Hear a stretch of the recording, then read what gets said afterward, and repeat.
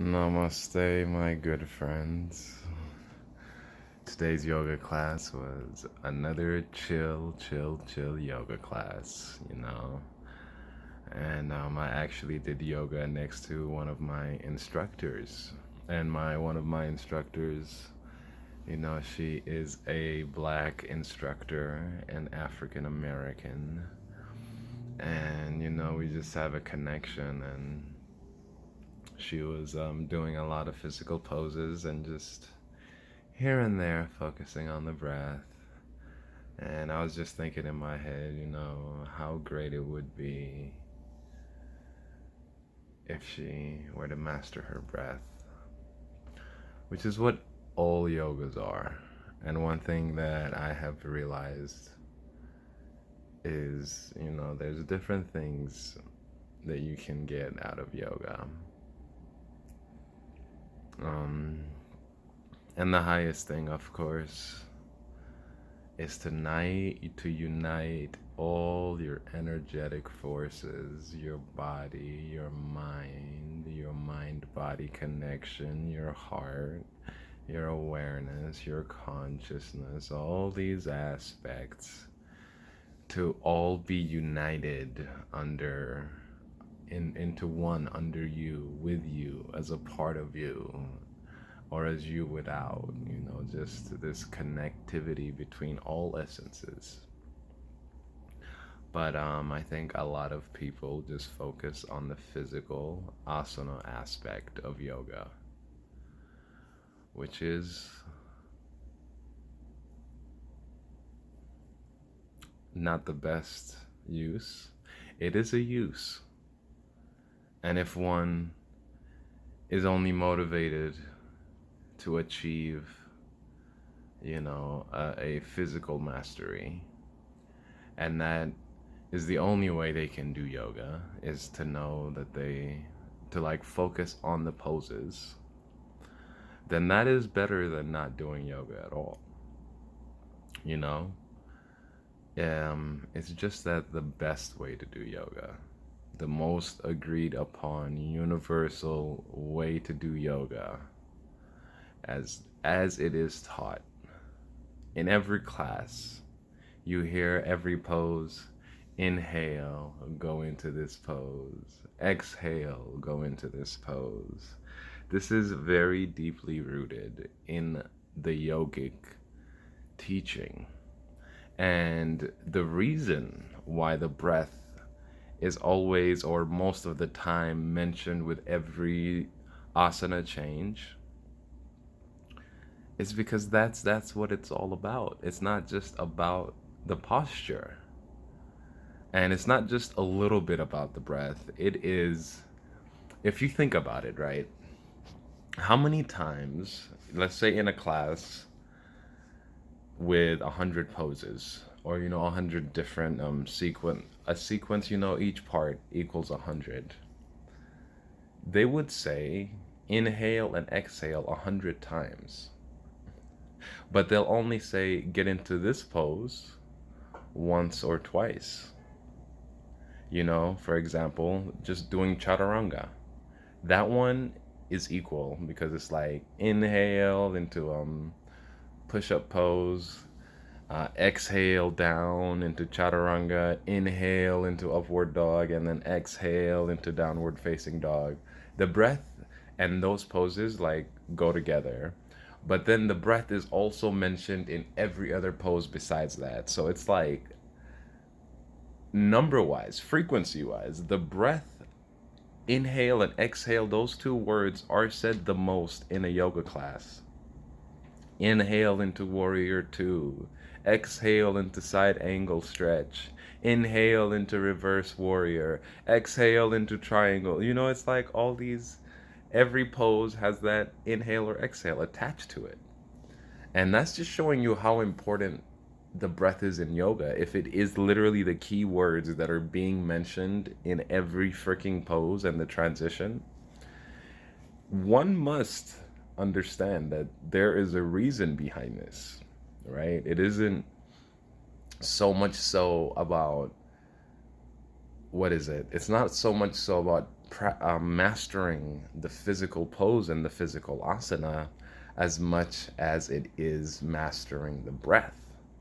And that is why, with like, let's say you're doing even just the regular chaturanga, you would start from downward dog, inhale, look forward, exhale, jump to the top of the mat, inhale, halfway lift, exhale, down, like go down all the way, inhale to mountain pose, exhale back down, inhale up, halfway up, exhale chaturanga, inhale upward facing dog, exhale downward facing dog.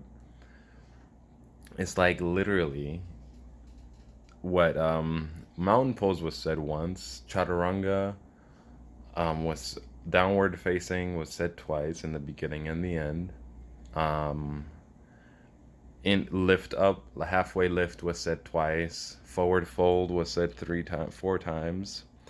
And what is it, like, you see, you do all the numbers there, and then like what, upward dog was said once. You do all these numbers and you see the frequency, and then inhale and exhale was said with every one of those single asanas. So you add them all up, then you get the number of inhales and exhales that were said.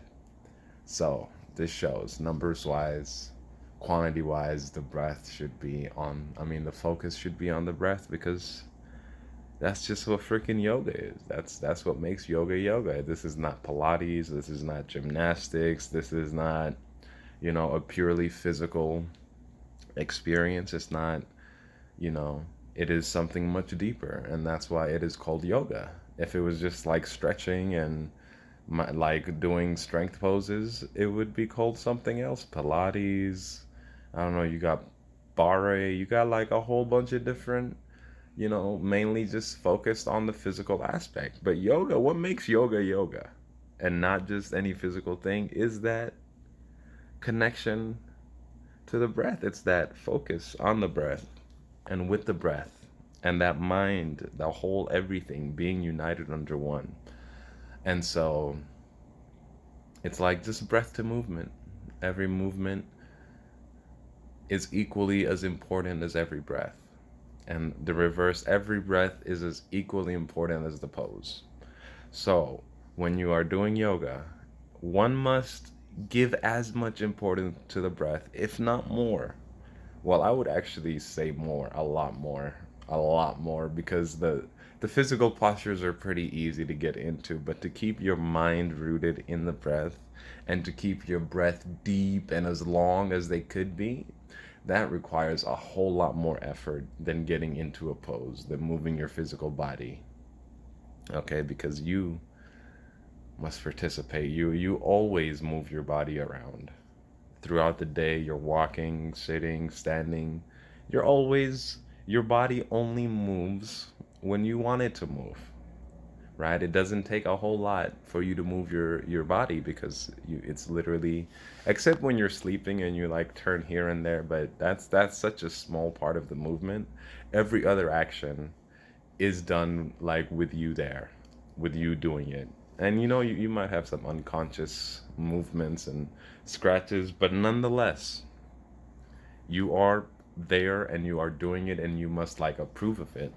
Unless you're crazy and like your arms like move on its own and stuff, or I don't know if you got like some disease, but just a normal person. So the body just moves when you tell it to move, the limbs and stuff. So, but the breath, when you come and try to be with the breath, right? The breath is on its own, like literally 24/7, unless you do meditation, yoga, in which case, then you come and say, let me be a part of this process naturally occurring. And so you are not as familiar with the breath as you are with your body, because, like I said before, you move your body all the time, everywhere. Like everything you do, you got to do it consciously. Your body just won't get up and walk like to downtown, and you're like, "What are you doing, body? Can you fucking like it won't do that because it's under your control." And then the breath, though, the breath is, literally does its own thing most of the time. So when you go there and you try to control your breathing, You must like really pay attention to it. You have no idea how it works. You literally like, if you have not done any breath work, if you have not like focused on it, if you don't know what the breath is, how it works, anything like that, there's a whole lot to learn. And it seems simple enough because if you do yoga without consciously breathing and just focusing on the postures and just moving your body, like you'll be doing it. You'll be doing the physical side, which is really, just the physical side of it. But when you really focus on the internal side, on the inside stuff, man, the breath, that's like you have to be, it's something you don't know how to do, okay? You're not a master at it. You are a very much a beginner, a novice, an amateur. Just, you're just a starter. And so that is where you got to put all most of your attention. I wouldn't say all of it. You still need to, move your body here and there, but the majority, like 90%, 80%, 80 to 90% of your focus should be on the breath and making the breath consciously do what you want it to do, which is to be deep and long and just freaking amazing. Freaking amazing. So that's the difference between yoga and other practices, and how one should focus on the breath. On the breath. I look so high. I'm just really happy.